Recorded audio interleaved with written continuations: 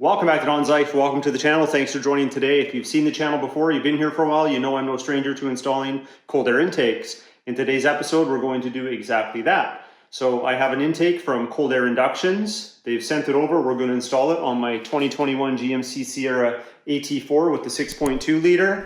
On this truck, I already have an aftermarket exhaust. It's the Borla S-Type. So you're going to see what it's like to add a premium intake to that system. And then we'll do some demonstrations for you. So let's go.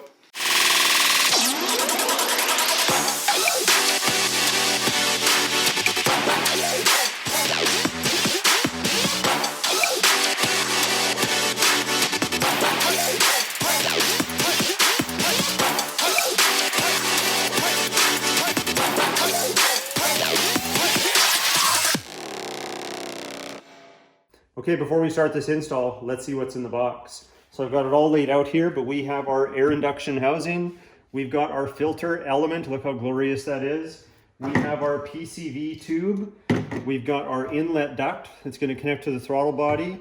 We've got the aluminum mass airflow sensor tubing, which is going to be great. And the tools that you need are right here. So we got our ratchet. We've got 8mm, 10mm, sockets. We have an Allen key that will fit those screws there. Forget the exact size, you can see it's pretty small. We have a T20 torque spit screwdriver, and we have a nut driver here, which is a 5/16. So you may have noticed something as I was explaining the parts. This doesn't have a bottom to it. It's actually going to utilize the bottom half of the existing air intake box, which is ducted to the front of the truck right behind your grill and before the radiator. So it retains that, puts a nice seal in it, keeps it all nice and tight, and makes this install very, very easy as a result. So a couple more things about the construction. Being aluminum, it's less susceptible to heat soak, which plastic components tend to soak up a lot more heat. So this is going to keep that air a lot cooler, which means better efficiency and more power for you. Also, this air filter element is not something you're going to pick up off the shelf in an auto parts store. It's very custom, and it's engineered to get the max airflow and protection for this unit.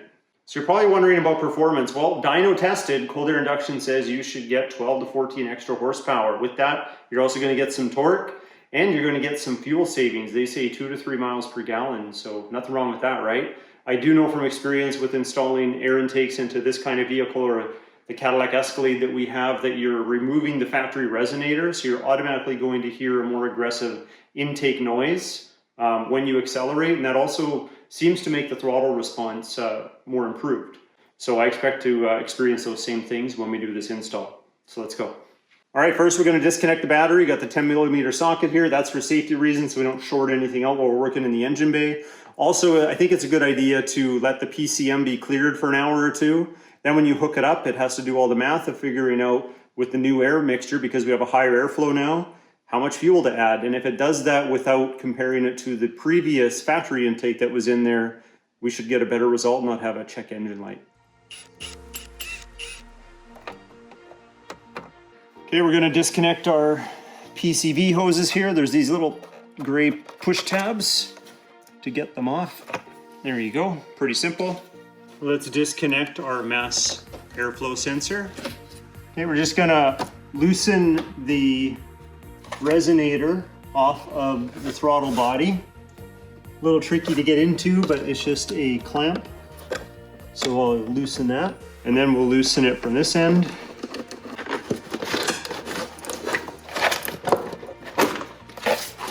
There we go. Now we'll take the top portion of the factory airbox off.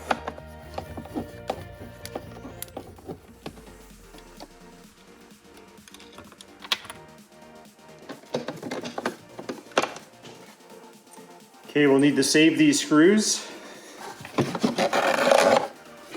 But we want to take this cover off and our factory filter.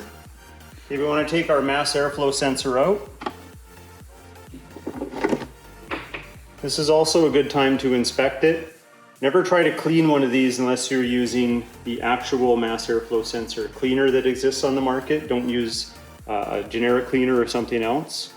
These are very delicate and you could damage it quite easily. This is still a pretty brand new truck, so this is very clean. We're just going to reinstall it into the intake tube. You can only put this in one way. The holes won't line up if you do it the wrong way. So don't worry about that detail.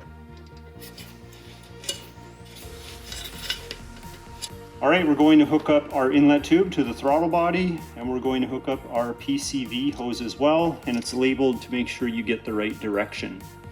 We're gonna make sure everything's just kind of loosely on for now, but in the right spot. That way, if we have to make some minor adjustments, we're not fighting it the whole time. There we go.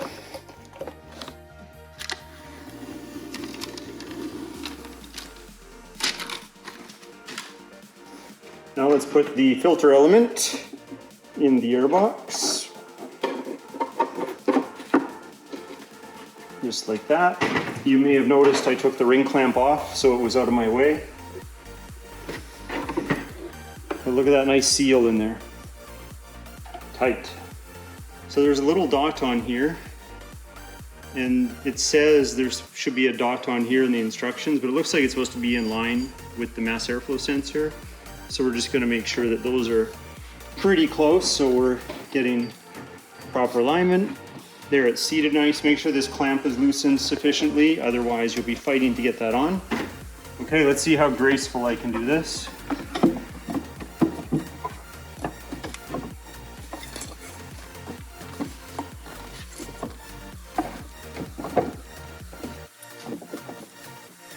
Okay, everything seems to be in position. I'm just going to screw this down, and then I'm going to tighten up all my clamps.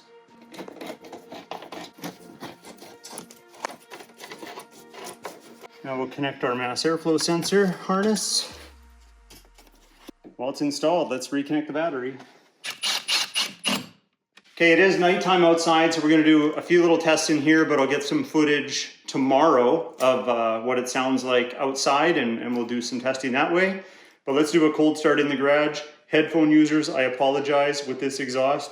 She's gonna be loud.